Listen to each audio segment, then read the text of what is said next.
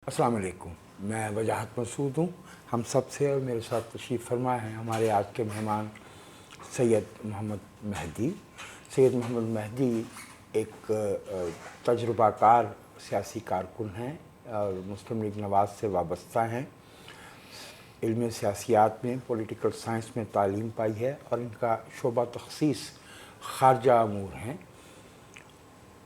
रोज़नामा जंग जो पाकिस्तान का सबसे कसीर इशात रोज़नामा है, उसमें हफ्तावार उर्दू में कालम लिखते हैं। चाइना टुडे में जो दुनिया का कसीर इशात माहनामा है, उसमें लिखते हैं। और peeking net, China economic net, उस पर भी ये अपने तज़ियात पेश करते हैं। और बैनुल-अक़वामी हलकों में ख़ास तौर पे जो साइनो यूएस रिलेशंस हैं, उस पर इनकी राय को बहुत कदर की निगाह से देखा जाता है। बैनुल-अक़वामी सेमिनार्स में शिरकत करते हैं और वहाँ इनकी राय से इस्तिफ़ादा किया जाता है। आज हमने हम सब के प्लेटफॉर्म पे सैयद साहब को मदऊ किया है, ख़ास तौर पे ये जानने के लिए कि अफ़गानिस्तान में जो सूरत हाल बन रही है, उसमें आपके क्या तसव्वुरात। तो वेलकम सर। बहुत शुक्रिया मसूद साहब, और हम सब का भी बहुत शुक्रिया।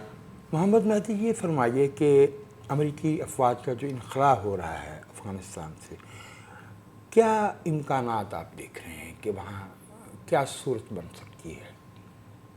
बिस्मिल्लाहिर्रहमानिर्रहीम। सूरत हाल तो बहुत क्लियर है विजात साहब कि पाकिस्तान ने जिस वक़्त दोहा एग्रीमेंट हो रहा था, तो पाकिस्तान ने इस पर तो काम किया कि अमेरिका और तालिबान इकट्ठे बैठे, लेकिन जो जिन शिकों के ऊपर वहाँ पे मुआहदा हुआ, उसमें पाकिस्तान लगता है शामिल नहीं था, और पाकिस्तान ने अपने मफादात को वहाँ पे वॉच नहीं किया, जिसका रिज़ल्ट ये निकल रहा है कि कब अफरा तफरी का आलम है। पाकिस्तान की सियासी हुकूमत हो कि पाकिस्तान की इस्टेब्लिशमेंट हो, एक महसूस हो रहा है कि एक परेशानी।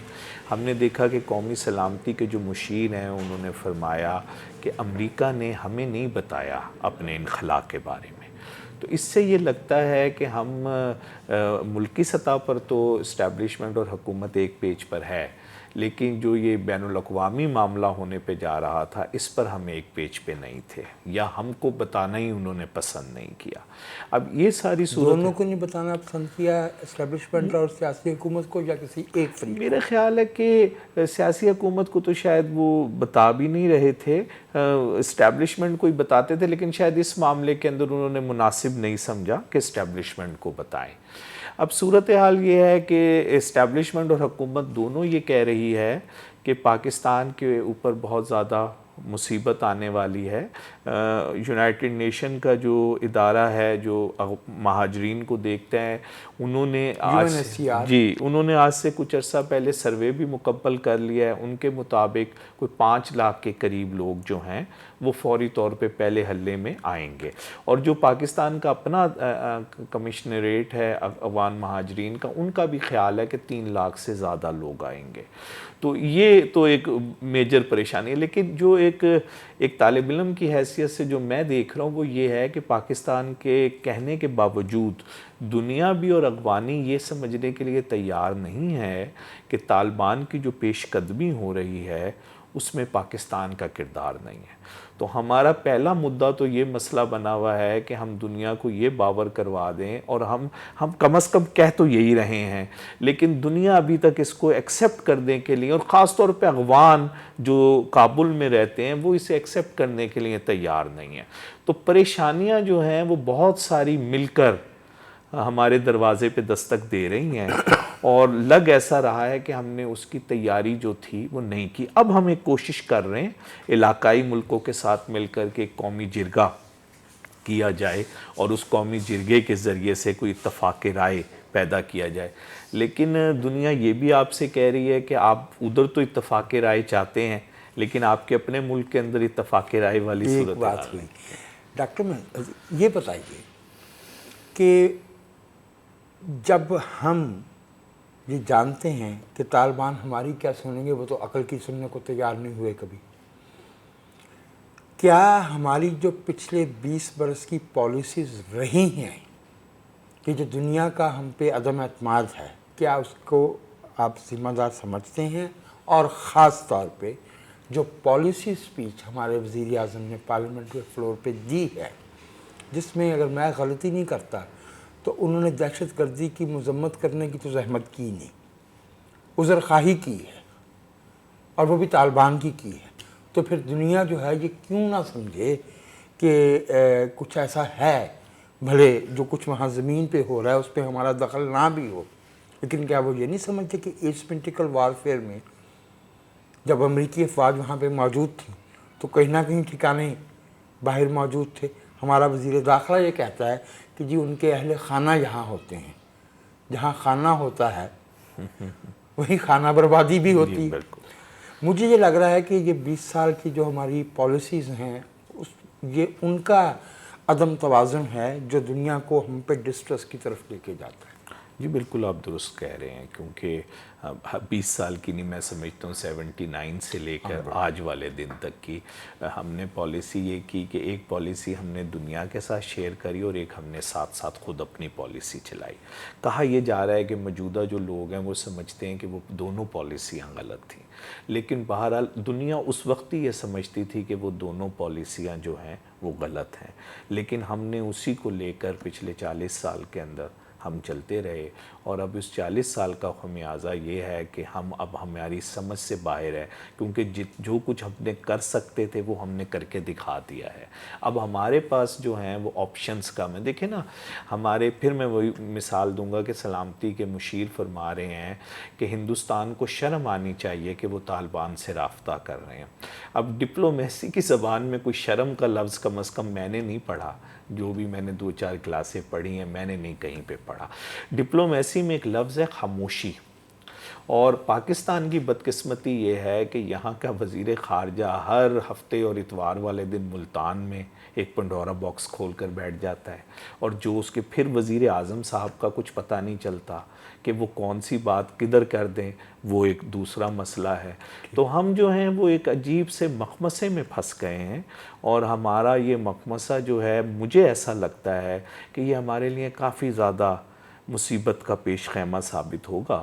اور ہم نے یہ دیکھا کہ جب ہم نے طالبان کا اور امریکہ کا معاہدہ کرایا، جو ہم کہہ رہے ہیں کہ ہم نے کرایا ہے، اس کے بعد TTP پاکستان سے ہم نے مذاکرات کیے.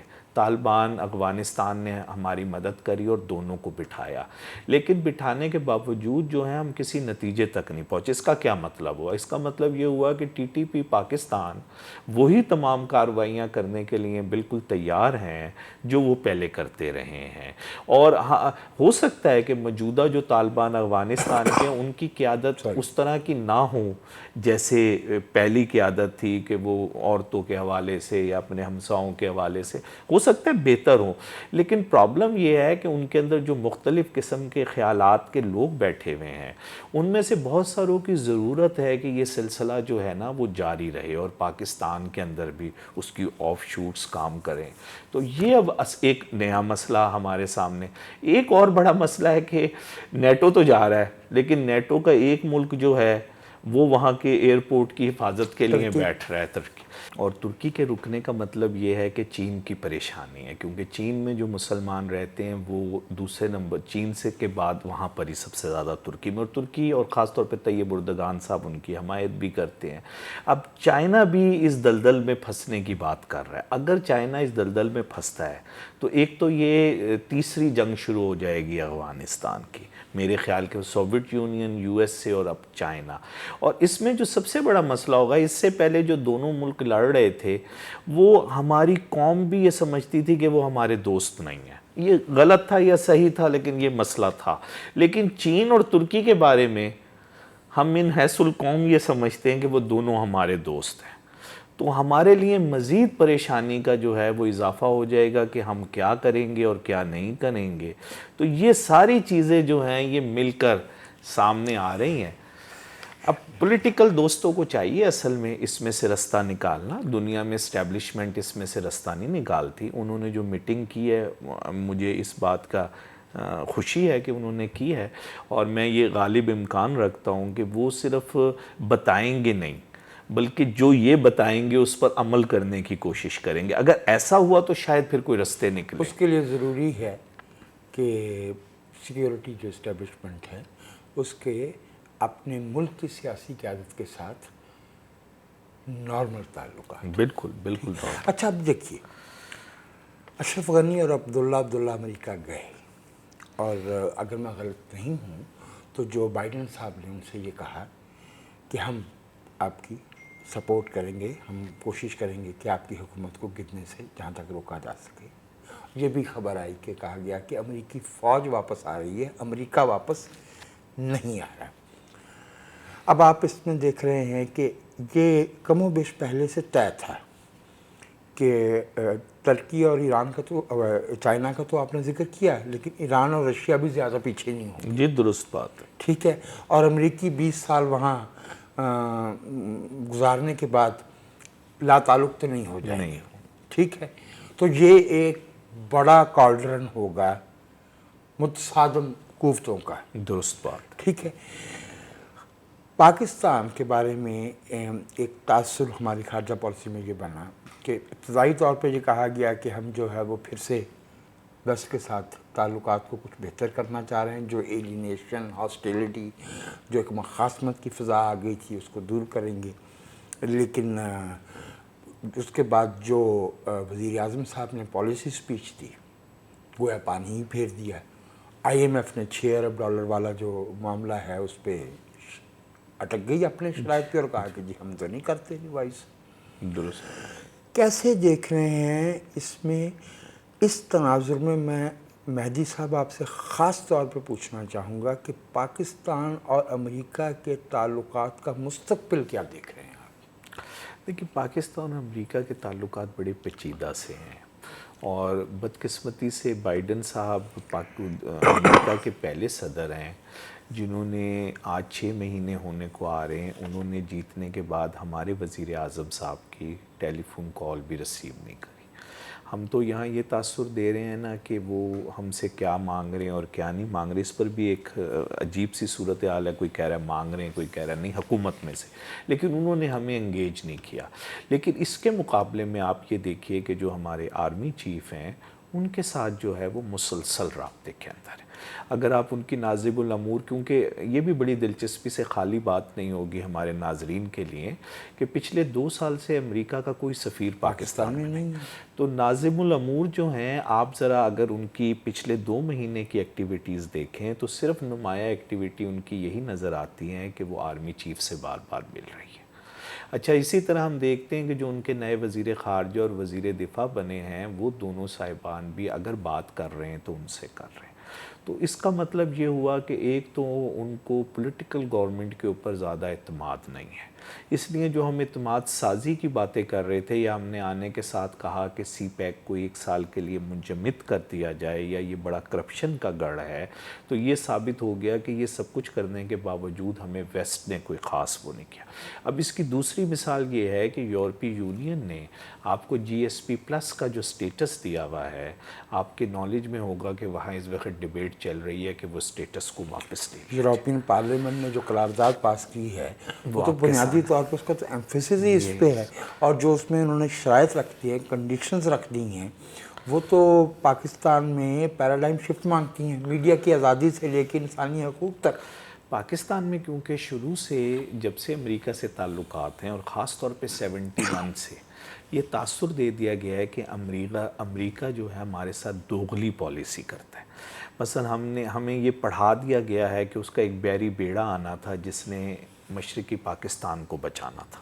اچھا، وہ یہ دعویٰ کرتے ہیں کہ ہم نے کسی دن نہیں کہا تھا کہ ہمارا کوئی بحری بیڑا آئے گا جو مشرقی پاکستان، لیکن اس وقت سے ایک بد اعتمادی، حتیٰ کہ ہم نے فرسٹ وار جو سوویت یونین کے خلاف تھی وہ فرنٹ لائن کے اوپر جا کر لڑی، لیکن اس کے باوجود جو معاملات تھے وہ ٹھیک نہیں ہو سکے. بلکہ جنرل اسلم بیگ صاحب یہ کہتے تھے کہ جنرل ضیاء الحق صاحب آخری دنوں کے اندر اتنے پریشان ہو گئے تھے، اور جنوری کا وہ ایک واقعہ سناتے ہیں کہ وہ یہ کہتے تھے کہ اب مجھے نہیں چھوڑا جائے گا.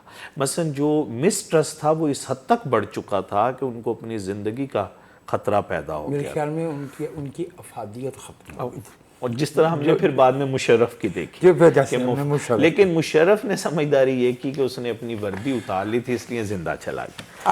تو اس لیے بڑے پیچیدہ تعلقات رہیں گے، اس میں مجھے کوئی خاص ہوپ نظر نہیں آ رہی ہیں تعلقات، لیکن پاکستان اس پوزیشن میں نہیں ہے کہ امریکہ کے ساتھ اپنے تعلقات کو خراب کر لے. اس لیے بہتر یہی ہوگا، جیسے کل شاہد خاقان عباسی صاحب نے بھی کہا ہے، کہ ہم بیلنس کرنے کی کوشش، آیا کہ چھوٹے ملک کے لیے مشکل ہوتا ہے بیلنس کرنا، لیکن ہم پھر بھی یہ کوشش کریں کہ ہمارا کم از کم نقصان کم ہو، اور پاکستان کی سرزمین پر چائنا اور امریکہ کی پروکسی وار شروع نہ ہو جائے، جیسے ہم 30-35 سال سے ہمارے دو برادر اسلامی ملکوں کی پروکسی وار یہاں برداشت کر رہے ہیں. وہ ہم برداشت نہیں، بھگت رہے ہیں. تو ایک نازک سوال آپ سے کرنا چاہ رہا ہوں، کیونکہ آپ کا اسپیشلائزیشن جو ہے سوچ کی، خیالات کی، علم کی، وہ انٹرنیشنل لاء ہے، خارجہ امور ہیں. ایک آواز آئی پاکستان سے کہ Indian presence in Afghanistan is larger than it ought to be. دو ساون ملک ہیں، ہم کس جواز کی بنیاد پہ یہ مطالبہ کر سکتے ہیں کہ کسی ملک کے دوسرے ملک کے ساتھ تعلقات یا اس کی پریزنس یا ان کا تعاون وہ کس سطح پہ ہوگا؟ میں آپ سے سوال کروں. دیکھیے، آپ نے اس کی بڑی آسان سی مثال ہے. دو محلے دار یہ فیصلہ نہیں کر سکتے کہ تیسرے محلے دار سے آپ کا تعلق اچھا ہونا چاہیے یا برا ہونا چاہیے. تو دو ملک جو ہیں، جو خود مختار ملک ہیں، وہ یہ کیسے فیصلہ کر سکتے ہیں کہ کس کا نہیں؟ اور دیکھیے، اب ملک کے معاملات صرف بات نہیں ہو رہی ہے دونوں ملکوں کی، اب تو یہ بات ہو رہی ہے کہ طالبان کا. ہمارے وزیر خارجہ نے کہا ہے کہ شنکر صاحب نے طالبان کے ساتھ ملاقات نہیں کری، اس سے نہیں. اس کا مطلب ہے ملاقات، کیونکہ قطر نے یہ آفیشلی ایکسیپٹ کر لیا کہ تو اب صرف کابل کی حکومت سے ہندوستان کے تعلقات نہیں ہیں، بلکہ اس کے تعلقات دوحہ کے اندر جو لوگ بیٹھے ہوئے ہیں طالبان کو ریپرزینٹ کر رہے ہیں ان سے بھی ہے. ہم اسے نہیں روک سکتے. اور اگر آپ دیکھیں تو 1947 سے لے کر 1975 تک ہمارا یہی پرابلم رہا کہ ہم یہی کہتے رہے کہ انڈیا اور ان کے تعلقات بہت زیادہ ہیں.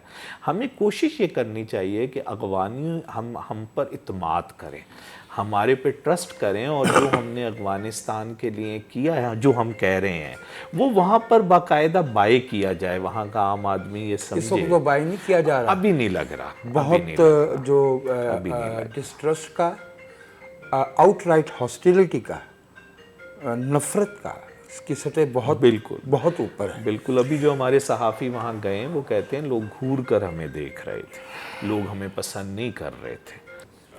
میں یہ عرض ایک بات ضرور کروں گا سر، کہ ہندوستان، اس میں کوئی شک نہیں کہ ہندوستان سے ہمارے مسائل ہیں، اور وہ ہمارے مسائل کو بڑھانے کی کوشش کرتا ہے. وہ اب یہ ہندوستان یہی کرتا رہے گا. یہ ہمارا کام ہے کہ ہم اپنے مسائل کو کم کریں. ہندوستان یہ کام نہیں کرے گا کہ وہ ہمارے مسائل کو کم کرے. تو ہمیں یہ کرنا ہے، ہماری سیاسی قیادت کو یہ کرنا ہے. اور ہماری سیاسی قیادت نے جب اشرف غنی صاحب کے پہلے الیکشنز ہو رہے تھے تو افغانستان کی سیاسی قیادت اسلام آباد کے دورے پر بالکل آئی گی. اور اس وقت کے وزیر اعظم نے بہت سارے لوگوں کے ساتھ خود ملاقات کری. جو عبداللہ صاحب کے ساتھ ملاقات ہوئی تھی اس میں مجھے موقع ملا تھا کہ میں، تو بہت اوپنلی ہمارے وزیر اعظم نے یہ کہا کہ ہمارا کوئی فیورٹ نہیں ہے اور ہم کسی کے ساتھ نہیں، جو بھی وہاں الیکشن جیتے گا. اور وہ الیکشن کو پوری دنیا نے اور افغانیوں نے یہ کہا کہ افغان مہاجرین کے اندر کسی قسم کی پاکستان نے کوشش نہیں کری. وہ ایک ہی دفعہ ایسا موقع آیا ہے. تو ہمیں بس اس طرف جانا چاہیے. یہ ایک الجھا ہوا معاملہ ہے. ماضی کی غلطیاں یک طرفہ تو نہیں ہوتی. ٹھیک بات ہے. غلطیاں تو ہوئی ہیں اور فری کین سے ہوئی ہیں. میں آپ سے چاہوں گا کہ آپ پاکستان کے، اب یہ جو آپ نے کہا کہ سیاسی قیادت، اب سیاسی قیادت کو تو ہم نے، جسے وہ روپے کی قدر گرائی جاتی ہے، اس قدر گرا دی کہ ایک ذیلی ادارے کا سربراہ پاکستان آیا اور پاکستان کے وزیر اعظم سے ملے بغیر چلا گیا. اور یہ وہ ملک ہے جس کے صدر صاحب جو ہے وہ ہمارے وزیر اعظم کے ساتھ فون پہ بھی رابطے کے لیے تیار نہیں. تو ایک بات، it goes without saying between the citizens of Pakistan that we would appreciate کہ جو ہمارے ملک میں دستوری بندوبست ہے اس کو ریسٹور کیا جائے. یعنی ہم اس کو اتنی دور اس کو ہم باہر جا کے ایسی اگر بات کریں تو وہ تو ہمارے لیے شرمساری ہے. But as citizen of Pakistan we are entitled to demand this بالکل آن آور اون لینڈ. بالکل تو بھئی ہمارا دستوری بندوبست ریسٹور ہوتا ہے تو اس سے ہماری سیاسی قیادت کی ساکھ بنتی ہے.